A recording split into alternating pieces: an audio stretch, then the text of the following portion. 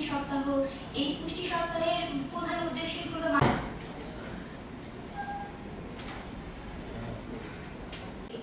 আবার অনেক সময় কি আমরা দেখি যে আমাদের যে খাদ্য লবণের জন্য আমাদের শরীরে কিন্তু খাদ্য যে লবণ সেটা কিন্তু সবসময় লবণ মানুষের খাবারে যখন পুষ্টি উপাদান নিশ্চিত করা সম্ভব হবে, আমি এটা মনে করি। তাই বলে আজকে শেষ ফরিদপুর সরকারি বালিকা উচ্চ বিদ্যালয় পুষ্টি সপ্তাহে আমি আমাদের জেলা প্রাথমিক শিক্ষক অফিসার মহোদয় থেকে বলি, আমাদের হচ্ছে আরেকটি শব্দ যোগ করতে হবে যে পুষ্টিকর নিরাপদ খাবার।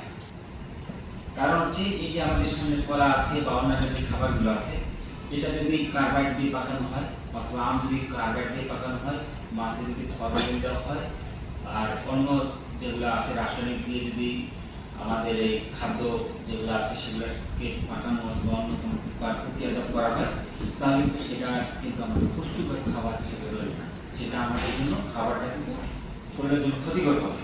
তো আমরা যে পুষ্টিকর খাবারের পাশাপাশি আমাদের নিরাপদ খাবার নিশ্চিত করতে হবে। আমরা প্রায়শই দেখি, আমি দু একটি নতুন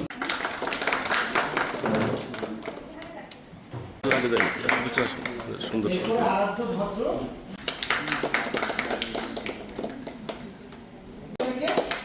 সপ্তম ক শ্রেণী দ্বিতীয় স্থান অধিকার করেছে।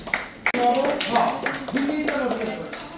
সুমতি ঘোষ তিনি নবম খ থেকে তৃতীয় স্থান অধিকার করেছে।